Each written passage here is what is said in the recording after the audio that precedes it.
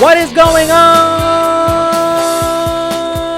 everybody, and welcome back to the Humm Baby Baseball channel. And today we're previewing the Philadelphia Phillies, who have just re-signed J.T. Realmuto as well as Didi Gregorious. They are going to be joining a roster full of recognizable names, full of all-stars, full of guys who have had MVP votes, Cy Young votes, even some former MVPs.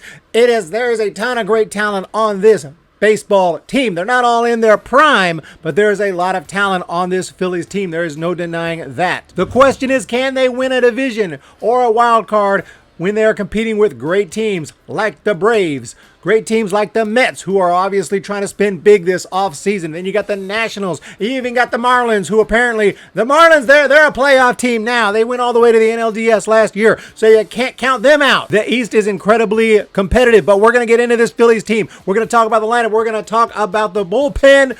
Yes, and we're going to talk about the rotation as well. But let's start by some of the new additions that have shown up this offseason. These are guys that have been added either via trade or free agency. So before we dive into the starting lineup, let's talk about these guys. As I mentioned, re-signed 5 years, $115 million superstar catcher J.T. Realmuto. This is a record-breaking deal for a catcher. He will be 30 on opening day, so it is not without its risks. But as Joe Girardi pointed out, Realmuto is a freak of nature. The Phillies expect him to be effective well into his 30s, and since coming to the Phillies, he has the most home runs in the National League among catchers. He's also thrown out the most base runners over the past 4 seasons in the National League.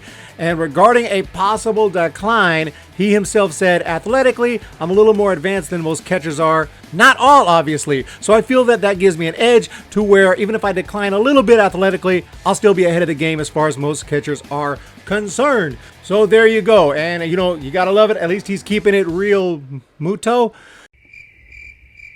It's one of those contracts where you're overpaying, but you do it anyway because you think the guy is going to help you win a World Series. And it's happened before where a terrible contract turns out to be not so bad. Look at Barry Zito for the Giants. We signed him back in 2007. He was terrible.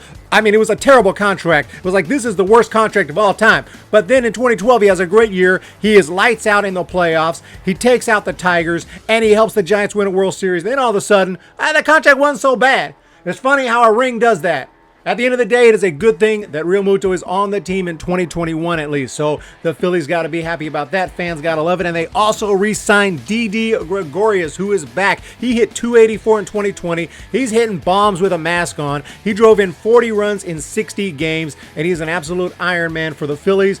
And he is coming back on a 2-year, $28 million deal. And also, former Giant Matt Moore has signed with the Phillies on a $3 million deal after the lefty dominated the Japanese league in 2020. He struck out 89 and 78 with a 2.65 ERA. It's going to be really interesting to see what he can bring to the Phillies, and he is a candidate for that rotation as a much-needed lefty in the rotation. I know the last time we saw him, he was god-awful with the Giants back in 17 and with the Rangers in 18, and I think he had a little cup of coffee with the Tigers before going to Japan.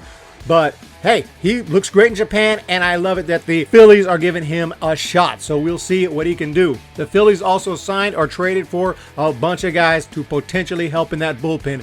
That was absolutely mandatory, and it included Archie Bradley. Archie Bradley has a career 9.3 strikeouts per 9. They also picked up SAM COONROD, who can touch 100 miles an hour. He can be filthy when he's on. Unfortunately, he's not always on. That's why his ERA was almost 10 in 2020 for the Giants. They traded for Jose Alvarado from the Rays. That could be a big help for that bullpen. And they even signed 2010 Rookie of the Year Rangers closer back then, Neftali Feliz. There's a blast from the past. I thought he was long gone from the game. Neftali Feliz is back, and he is going to be with the Phillies in spring training with a shot to make that team and help out in the bullpen. Surprisingly, he's only 32 years old. I was like, what? The guy has to be 40 years old. No, he is still relatively young, so who knows? Maybe he can be a guy who has a resurgence or something like that for the Phillies. The Phillies are doing whatever they can to improve the pen, including signing a guy named Mike Adams, local talent. He graduated from high school way back in 2012, and he pitched at a local event, a local showcase. The Phillies liked what they saw. He was touching 98. They signed him, and I think that's awesome. He gets an opportunity to live the dream, the ultimate dream, and play in the big leagues. He's going to get a chance to do that. That is absolutely awesome. I don't know if he'll make the team, but he'll be there in spring training in a Phillies uniform. So congratulations to Mike Adams. So with all that said, let's get into this starting lineup. And as you can see right there, just whoa, it kind of pops off the page because there's a lot of good names on there, and it starts with Andrew McCutchen, and if he can stay healthy, he is an extremely valuable asset. He's good for at least 20 bombs and 80 RBI. You got Alec Boehm, who was second in the Rookie of the Year voting, got a 400 on-base percentage, 338 average, and he hit over 20 home runs in the minors in 2019, so he brings some pop too. Then you got the beast from the East. Actually, he's from Vegas. But you got Bryce Harper, not only a superstar with 35 to 40 home run talent, but he's also an on-base machine who led the league with 49 walks, still only 28. He is looking to have a monster year in 21. Rhys Hoskins is there. He had surgery last year, might not be ready for opening day, but his ability to get on base also can't be overstated. He walked 116 times back in 19, more than even Harper, who walked 99. And he's also good for about 30 bombs. So that is a very strong 3-4 punch when you got two guys with not only a ton of power, but also the ability to take a walk when the right pitch is not there. So now you get to Didi and J.T. J.T. and Didi. They are going to be huge for the Phillies. And then at second base, you might have Scott Kingery, but he didn't have a good 2020. He had a tough year. He had a battle with COVID-19. Hopefully he'll be good in 21. He could also play in the outfield, but more than likely, we'll be seeing Jean Segura at second base. He is a two-time All-Star. He's got great defense. He's got a good high on-base percentage, 342 last year. The one shaky spot of the lineup is going to be center field. It could go to Kingery, like I said. It could go to Roman Quinn. It could go to Adam Hazley or even Odubel Herrera, who is still in the organization after serving an 85-game suspension in 2019 for domestic violence. He has since apologized to the Phillies and the fans, and he's being considered for a spring training invite. And from strictly a baseball perspective, I think he's probably their best option there for that center field spot. But obviously, there's more to it, so the Phillies have to make that decision. But even that being said, with or without him, this lineup is really good. It is basically stacked. There's power, there's speed, there's on-base ability, there's experience, there's youth. It might not be quite as scary as like the Dodgers or the Padres, but it is damn close in my opinion. And honestly, I think this lineup, even when we consider the one possible weak spot in center field, even with that, I think this lineup definitely deserves a strong grade. I'm going to go out there. I'm going to give this lineup an A. Now we move on to the rotation, and you got Aaron Nola as the ace. He had a great 2020, gave up just 54 hits in 71 innings, struck out 96, 2 complete games, and finished 7th in the Cy Young voting. He has been consistent for a long time now. He's only 27 years old. Clearly the ace, but then you got Zack freaking Wheeler. He had a sub-3 ERA. He had the lowest home runs given up ratio in the league. This dude is freaking Zack Wheeler. Why the Giants trade him? Anyway, he's awesome as well.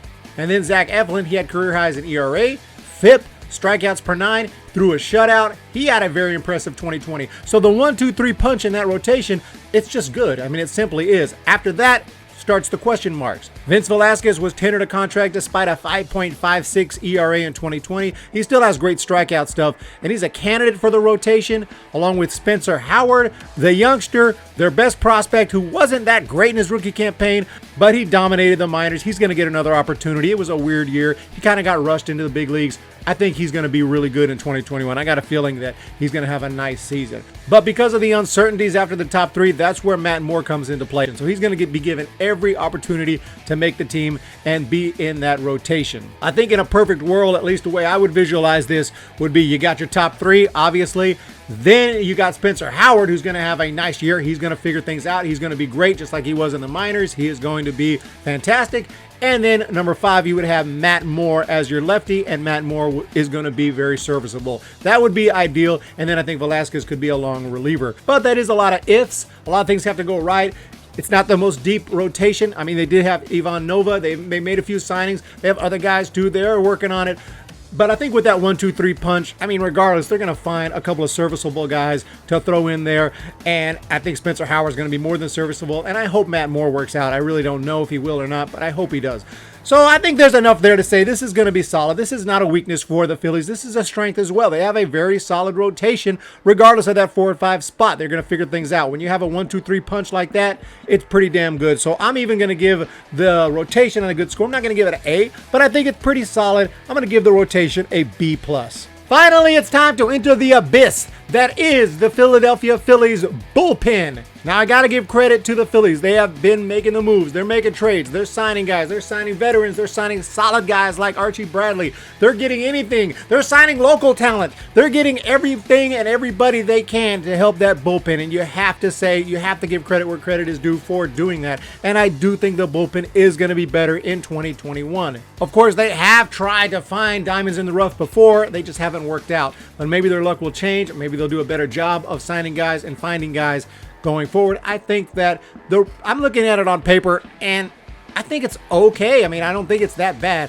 I think there was some bad luck. I think there was some soft contact that fell in. Not all the time. I'm not saying that was all bad luck, but I think that was part of the reason that they were just so terrible and so horrific over the past year or two. I think Bradley's going to be a huge help. I think Sam Coonrod is going to be good for the Phillies. I don't think he's going to be great, but I think he's going to be good for the Phillies. He does have nasty stuff. When he's on, I mean, there were times when I'm like, this is our closer, and it just doesn't work out. Then he'll suddenly give up a couple home runs and you're like, okay, maybe not. They got veterans, they got youngsters like Jojo Romero, but a guy I really like is a youngster named Connor Brogdon, and he is flat out filthy. He is a huge wild card for the Phillies. I think in 180 minor league innings, he struck out 230 batters with a 2.5 ERA. Now, I think statistically lately, there's no doubt it's been historically bad. It's been an F bullpen. There's no, I mean, D- or an F. A D- if you want to be nice.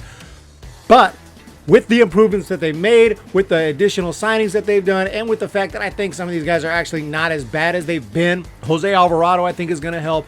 They've made improvements. I can't sit here and give this bullpen a B or anything like that, but they have made improvements. Just looking at it on paper and thinking about how will this bullpen do in 21, I don't think they're going to be by any means one of the better bullpens in the game, but I do think they will be a lot better than they've been. And I think going into 21, I'm going to give this bullpen a C- right now. Now, if they prove themselves, that grade could go up at the end of the year, but as of now, I'm going to give them the benefit of the doubt. I like the moves that they made. I think Coonrod's going to be okay. I think that Bradley's going to be good for them, and I'm going to give the team, the bullpen, a C-. So there you have it. And to wrap things up for this preview, I do think the Phillies are a very solid team. The only question mark is the bullpen. I really like their lineup and I really like their rotation. I like the Matt Moore signing. Don't know if he's going to work out, but I mean, I like what they've done with those two aspects. Now the bullpen, they're trying. They are trying to fix it, and I can't say if it's been fixed or not, because if that bullpen is terrible like it's been, it doesn't really matter how good the offense or the rotation is, they're going to lose a bunch of games. So the bullpen needs to be at least average or even slightly below average. They just can't be god-awful. So we'll see how it goes. I mean, there's so much competition in the East. Like I said, Braves are there. Mets are there. They're not going anywhere. Nationals are recent world champs. You got the Marlins who are, you know, they're now a playoff team. So you just don't know. So it's going to be a lot of fun, though, regardless. And I really like this team. I do. I think maybe I'm overhyping them a little bit, but I think that lineup is awesome. I really do. And hopefully the bullpen works out. Let me know if you're a Phillies fan down below. What do you think of this team? And remember, there's more moves to be made. I got to do these early so I can get them all in before opening day. More moves are going to be made. Phillies are not done, and I think they're going to be good. As an overall team, I'm going to give them a solid B. As an overall team, would be higher if I had more confidence in the pen, even though I think the pen is better than it's been lately, and I think it will be better. So I'm going to give them a B as an overall team. You guys have a fantastic day. Please hit the thumbs up button. Please hit the subscribe button. And we're going to talk to you really soon. Thank you guys again. See ya! When the Giants come to town, it's bye-bye, baby. Every time the chips are down, it's bye-bye, baby. History's in the making at Oracle Park.